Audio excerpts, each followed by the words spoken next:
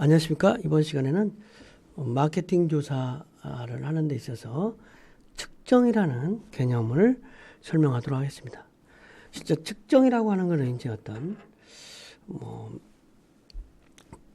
설문조사를 했을 때 어떤 실질적으로 방법론인데 어떤 측정이라는 개념 그리고 표본조사, 표본의 추출 방법에 대해서 학습하도록 하겠습니다.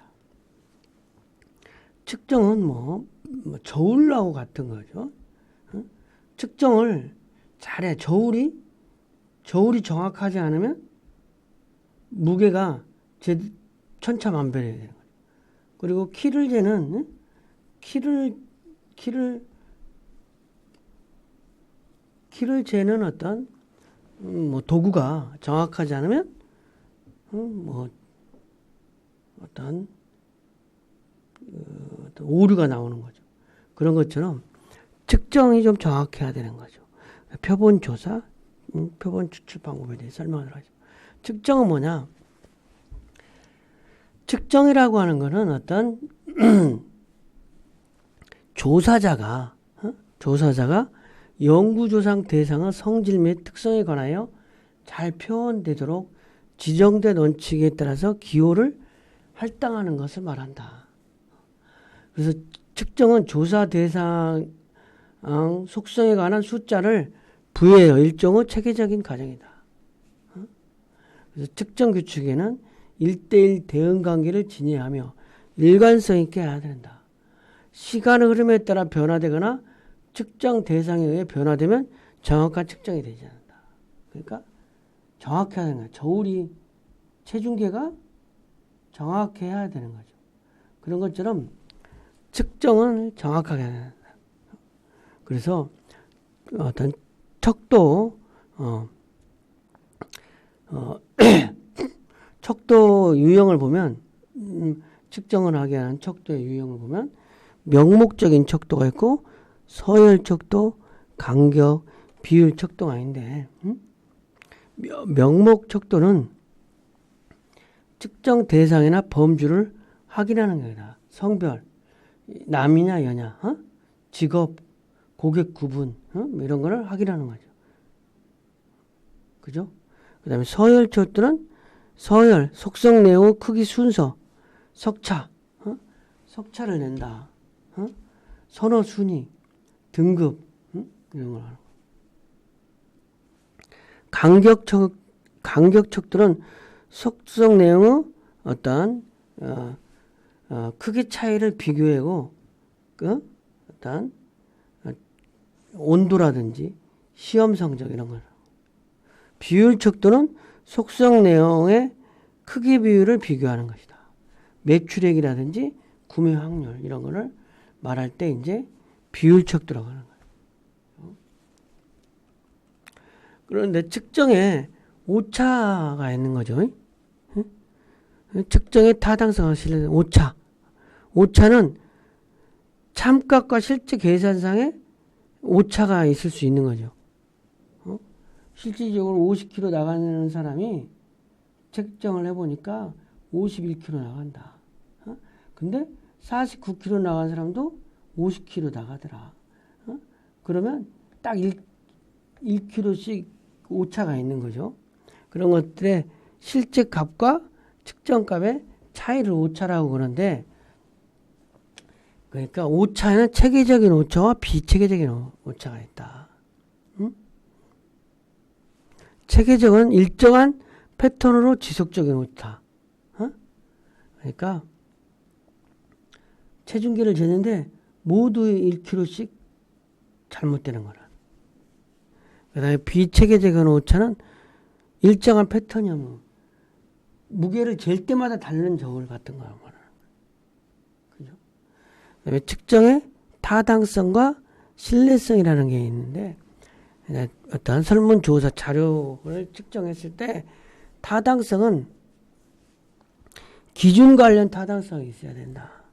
내용 타성, 구성계정 타당성 이런 거를 얘기하는 거고, 신뢰성이라고 하는 거는 내적 일관성이라든지 반복 측정 신뢰성, 대안형 반복 반복 측정 신뢰성 이런 거 뭐냐. 이번에 재도 45kg. 다음에 재도 45kg. 어떤 물체가 그래야 된다는 거지. 똑같은 어떤 현상은 똑같이. 응? 반복 측정해서. 내적 일관성은 일관성이 있어야 된다는 거. 표본 조사. 실질적으로 어떤 그 조사를 할 때 총 뭐 아파트 단지의 소비 성향을 조사한다 그럴 때 아파트가 2,000세대야. 2,000세대를 다 조사하면 정확하겠죠. 그렇지만 비용의 한계라든지 이런 거기 때문에 뭐 100세대만 이 아파트의 표준이 되는 100세대만 조사를 해가지고 2,000세대를 유추해 보는 거죠. 유추. 그거를 표본 조사라고 하는 거죠. 그래서 표본은 모집단으로부터 선택된 모집단의 구성원의 일부이다. 그러니까 아파트 2,000세대 중에서 표본 100세대라든지 이렇게. 그래서 모집단은 관찰의 대상이 되는 집단 전체를 말하고, 표본 추출은 조사 모집단으로부터 표본을 추출하는 것을 의미한다. 어떻게 객관 100세대를 100집을 조사할 건데 2,000세대 의견을 반영할 표본을 해야 되잖아요. 그래서 이 2,000세대를 전수조사할 수 있지만 많은 비용과 시간이 소요되기 때문에 또 불가능하기 때문에 표본 조사가 오히려 정확한 조사가 될 수도 있어요. 표본 설계 과정은 모집단을 대표한다는 조건을 충족하면서 실제로 표본을 추출하기 위한 모집단 구성원의 목록으로서 어떤 그 표본을 추출하는 것이죠. 그럼 아파트 같은 건 203호, 405호, 어떤 700매도, 이런 식으로 표본을 줘가지고 일정한 호수, 그러면 1동도 그런 사람, 2동도 그런 사람, 3동도 그런 사람, 10동도 그런 사람 똑같이 조사를 해보는 거죠. 그래가지고 아파트 세대 수가, 아파트 세대 구성원이 몇 명 정도 될 건가를 2,000세대에 물어보는 것보다 표본으로 몇백 개 물어보는 게 또 나을 수도 있다는 거예요. 표본 설계 과정은 모집단을 정의하고 목록을 작성해서 이제 2,000세대면 표본의 크기를 얼마로 할 건가. 그리고 표본 추출 방법과 표본 구성원 추출을 하는 것이 다른 거죠. 표본 추출 방법은 뭐가 있냐. 표본을 그러니까 2,000세대 아파트 중에서 아니면 어떤 대학의 구성원이 8,000명의 학생이 있는데 이 사람 중에서 학생들의 의견을 얻기위해서 1,000명, 500명을 조사해서 한다. 이럴 때 표본을 추출 확률 방법은 비확률 표본 추출과 확률적 표본 추출 방법이 있다는 거죠.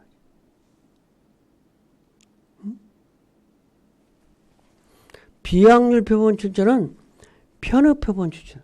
편의적으로 그냥 표본을 만드는 거죠. 판단 표본 추출. 판단한다든지 할당한다든지 1학년 몇 명, 2학년 몇 명, 3학년 몇 명.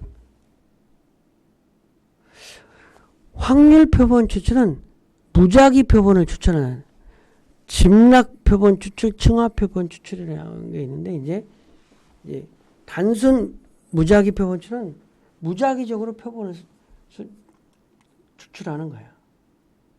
근데 집락 표본 추출은 조사자가 집락 표본 추출을 주장해서 우선 모집단을 집락이라는 하위 집단으로 분리한 후 일부 집단을 무작위로 선정해서 한다라는 거죠. 이렇게 어떤 대학에 구성원이 있으면 이 집단 이렇게 해가지고 이 집단을 대상으로 한다.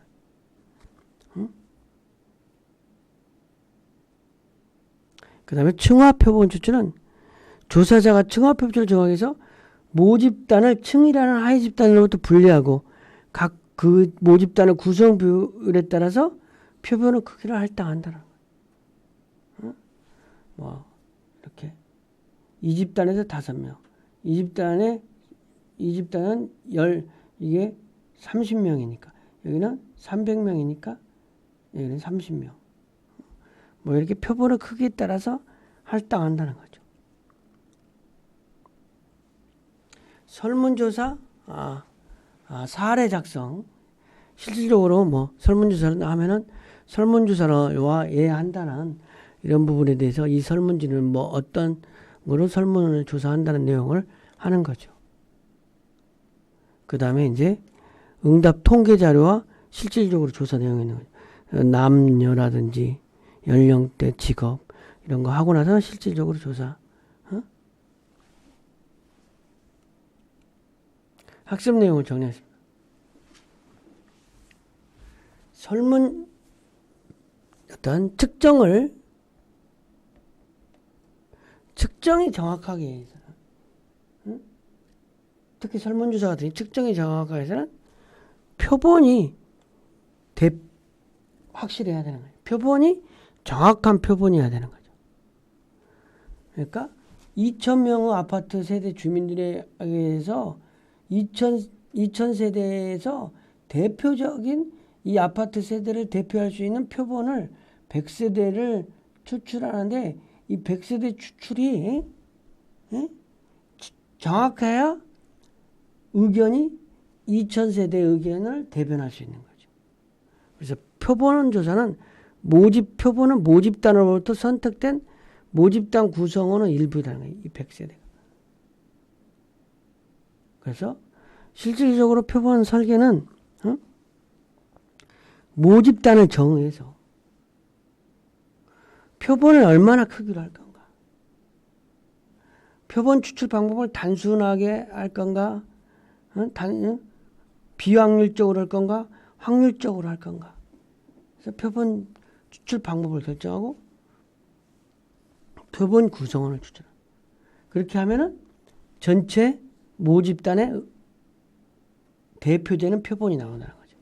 표본을 잘 선정해야 측정에 오류가 없는 거죠. 이 모집단을 그게 우선 대표할 수 있는 이 아파트 2,000세대를 대표할 만한 세대를 선정해야 된다는 거죠. 이번 시간 강의를 마치겠습니다.